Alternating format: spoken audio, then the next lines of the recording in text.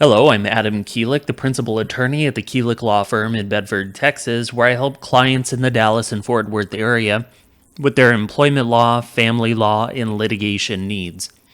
Today's video is going to talk about professional licenses and how criminal records can affect those licenses and why you should take advantage of the state's opportunity to expunge or seal those criminal records if you can. In discussing this topic, we'll address 4 issues. First, we'll talk about how criminal records affect receiving a professional license in Texas. Second, we'll talk briefly about what expunction and non-disclosure orders are. Third, we'll talk about the ways that an expunction and a non-disclosure order are treated in Texas, because they are treated differently. And then fourth, we'll talk about why it is a good idea to get whichever one is available to you and how it can benefit you in pursuing this professional license. So first, let's talk about how criminal records affect receiving a professional license in Texas. Most, if not all, professional licenses in Texas require an application process that includes a criminal record search. Typically, what will happen is the licensing agency will request a copy of your criminal records from the Department of Public Safety, which warehouses all of the criminal records together within the state, within the state of Texas. Depending upon the particular type of license, you may be required merely to disclose any criminal history that you have. You may be required to submit fingerprints as part of the check, or you may be required to produce copies of criminal records to the extent that you have them. Licenses in Texas that deal with the most sensitive information or the most sensitive areas of a person's life often requires a more complete and deep search into your criminal records. These kind of licenses would include nursing, teaching, attorneys, financial licenses, and insurance licenses. For these types of licenses, the state is going to look very, very closely at your criminal history and how it might affect your operation within that license and performing the duties that normally associate with that license. But of course, these are not the only professional licenses issued by the state of Texas. There are other types of occupational licenses, like cosmetology licenses, electricians, and other home repair type licenses, as well as just a number of other licenses that are issued by the state. Typically, what the licensing agency is looking for is how your criminal history reflects the work that would be involved with that license. So for an attorney or a financial professional, they're going to be looking at especially at crimes that involve any sort of fraud or theft, because as an attorney or an insurance salesman or a broker, you're going to have access to a lot of sensitive information and money for your clients. And so it's important to make sure that we're not licensing somebody who is a high risk for crimes that would be involved with the exposure of their clients. And of course, as well, for other types of occupational licenses, that's going to be true, but perhaps in a more narrow focus. For example, if you're licensed to perform air conditioning repairs, they're probably going to look more closely at violent crimes. They're probably going to look at theft and other fraud type criminal charges as well, because you're likely going to go into people's homes where they may be vulnerable to a physical attack, or you may be in a position to be able to take advantage of them financially by selling them goods or services that they don't need. When they pull your criminal record, there's basically 2 steps that record will go through in the application process. First, The particular license is going to have criteria for the types of crimes that will make you outright ineligible for that license or ineligible for the license at that time. If you pass that stage, they may secondly consider your entire criminal record through a character and fitness exam that looks at ways you behaved in the past to look for high-risk behavior for that particular kind of license, as we've discussed. So something that doesn't rule you out on face because of a crime or an arrest or whatever could still become a problem within the character and fitness portion of the process. But it's important to distinguish between these two because if you pass that first stage and go on to the character and fitness test, that's much more of a flexible process and a flexible explanation where you might be able, through a hearing, to get the licensing agency to agree to a probationary license, give you an opportunity to prove yourself, or they may turn over a license to you where otherwise maybe they wouldn't. So you're going to have some opportunities to be heard and some flexibility to try to get a license depending upon what the results of that exam are, of course.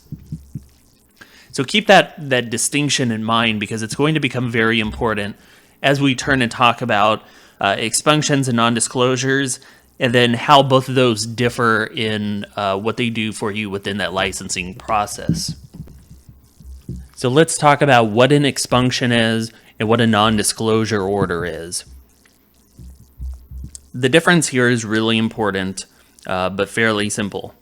In an expunction, or what people sometimes call an expungement, is when the actual criminal records are expunged, or in other words, they're outright destroyed. Those records no longer exist.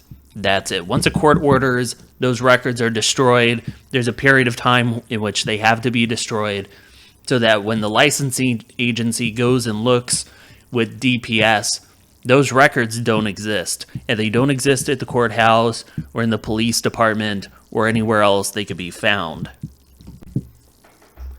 So since in an expunction, the records are actually destroyed, that's the good one. That's the best you could possibly hope for because it completely erases that history. Now the problem is an expunction is only offered in extremely limited circumstances. These include any type of case where you were found not guilty or you were found guilty but received a pardon, which almost never occurs. So it's a way of destroying evidence or destroying the records after the fact, after the court has determined that you are not guilty, or if the case was dismissed without any sort of plea or admission of guilt on your part. So that would include a voluntary dismissal by the prosecutor, or if you take a pretrial diversion, which is different from deferred adjudication. This is where you take some action under an agreement with the prosecutor, and upon completing the steps, the case is dismissed. Now, deferred adjudication is different. In deferred adjudication, you actually plead guilty or at least no contest, and from there, you're put on probation so that no actual punishment occurs due to that plea. So that's very different because there is an actual plea of guilt with deferred adjudication, but not that pretrial diversion. So in expunction, you have to have no plea and no admission of guilt and no finding of guilt by either a court or a jury. So we can do that on any kind of charge that's been put forward. And the one exception to that rule is that we can also expunge a Class C misdemeanor where you took deferred adjudication, and only a Class C. So these are usually going to be your traffic tickets, low-level, just the most basic minor type crimes fall under that Class C. It doesn't take much to get up into a Class B misdemeanor. And if you've gotten into a Class B, or even worse, you're going to be out of luck if you take deferred adjudication. If that's the case, then we can look at whether a non-disclosure order may be available to you. Now, a non-disclosure order does not destroy the records, it seals them. The reason why that's important, or why the distinction is important, is because when records are sealed, they're sealed at government offices, but they still exist. Now, that means that outside of the government, no private employer and even many public employers will be able to go unseal those records and take a look at them. However, professional licensing agencies in Texas can look behind the seal and see the records that are subject to a non-disclosure order to an extent. And that's something we'll talk about a little later. But let's go ahead and wrap up talking about a non-disclosure order. The non-disclosure order is going to seal the records, which limits their access within criminal background searches. And a non-disclosure order is only available for certain Class B or Class C, or you could do a Class C, I guess, if you wanted to, misdemeanor in which deferred adjudication was accepted. That's it. Not all misdemeanors are available for non-disclosure. There is a specific list of crimes that cannot be sealed through a non-disclosure order, but the vast majority actually can be. And so if you've accepted deferred adjudication to avoid a more serious fine or jail time or whatever, you may be able to acquire a non-disclosure order and seal those records, but they are still going to exist, and the licensing agencies have specific provisions under state law that allows them to go look behind the seal and see what happened.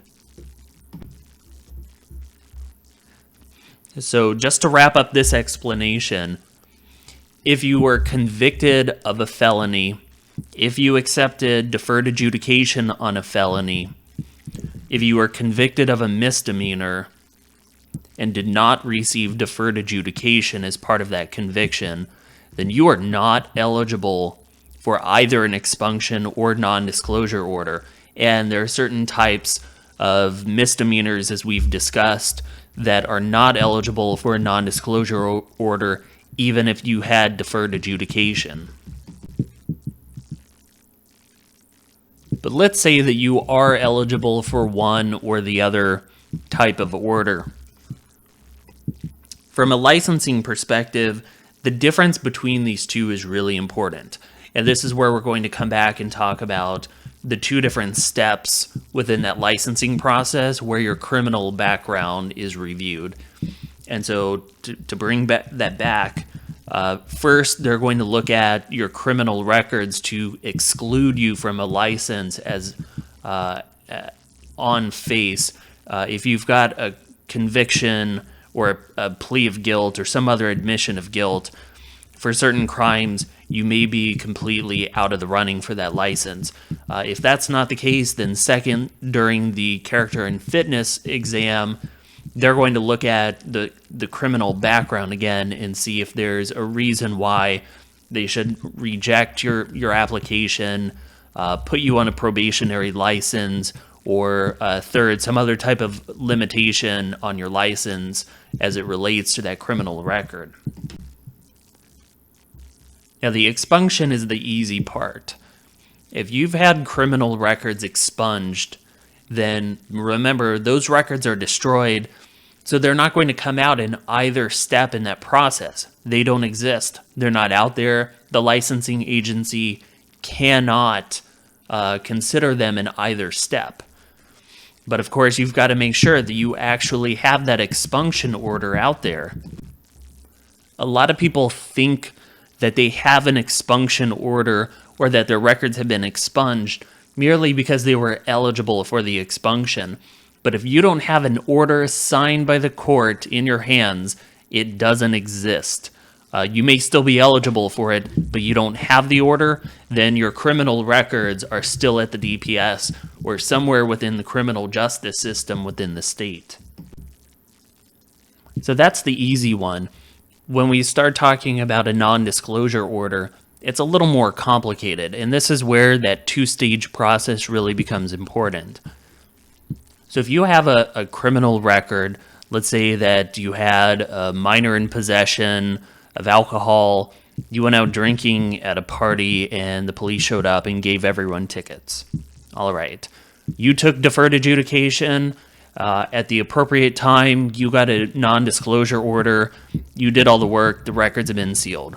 Great. So in that first step, when they're looking at criminal records that will exclude you from the license, that non-disclosure order is going to prevent them from using that particular criminal charge. And let's assume that that minor in possession is one of the criminal records that they could exclude you with.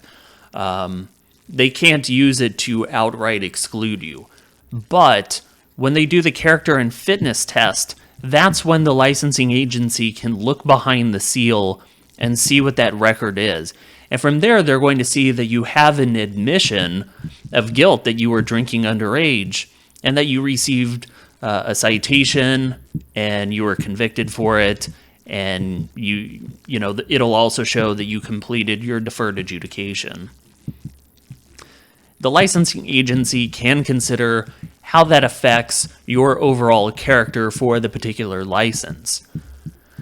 Now, as we said, at that stage, you've got more flexibility to be able to have a dialogue with the licensing agency about why that particular event in your life is not reflective of how you are as a person now or how you would perform the job with that license. So that's important because it gives you some opportunity to be able to still get that license. Whereas, again, if we were to assume that this minor in possession would absolutely stop you from getting the license, you're going to avoid that bar to receiving the license. So although the non-disclosure order is not a perfect solution, it is definitely better than not having it at all. And so let's move on to the last topic, which is why these expunction or non-disclosure orders are a good idea. And I think we've really explained the reason why, that we don't want your criminal records to be a bar to receiving a license, unless it really should be. But things that happened in your past that have no relationship to the license probably should not be a part of that discussion about whether you should receive the license or not, if we can help it. So I think it's a good idea, if you're eligible for an expunction, or if not, a non-disclosure order, that you do take advantage of that opportunity and try to make your criminal record as small and brief as possible to give you the best chance to get that professional license. Now, getting either type of order is not a quick process. It's not a particularly difficult process if you have the help of somebody who's familiar with how to obtain those orders and then do the follow-up work. Receiving either type of order from the court often takes several months, and after the order, the different agencies involved that have the criminal records have a period of time to destroy the records. And so you want to make sure that that entire process is complete before you submit an application for the license. Because if the records are still out there, the licensing agency can grab them, and once they have them, they're free to consider them, and most likely will have to consider whatever information is available to them. So for that reason, as soon as you know you're going to have to apply for a license, you should try to move on whichever expunction or non-disclosure is available to you as soon as possible to make sure that process is complete. I get a lot of communication from people who are coming up on having to apply for a professional license and realize that they have some criminal offense in their past that they want dealt with. And I've got to tell them that I think it's still a good idea to go ahead and get rid of it, but they're not going to be able to avoid, or they're probably not going to avoid seeing that show up on their criminal record with the licensing agency, because there's not enough time to get rid of it. But even still, I think it's a good idea to get rid of it, just in case it can be removed or sealed before the licensing agency goes and grabs the record, or for future employers to avoid them seeing it when they perform their own background check.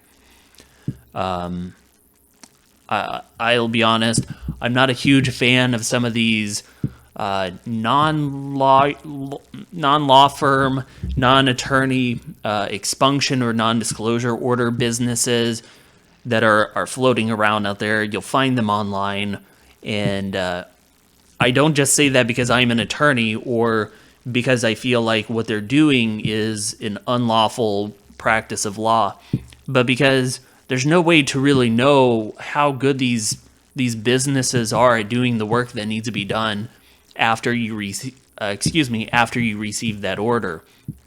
Because it's not just enough to go get the court order. It then has to be sent to all of the right entities to get those records sealed.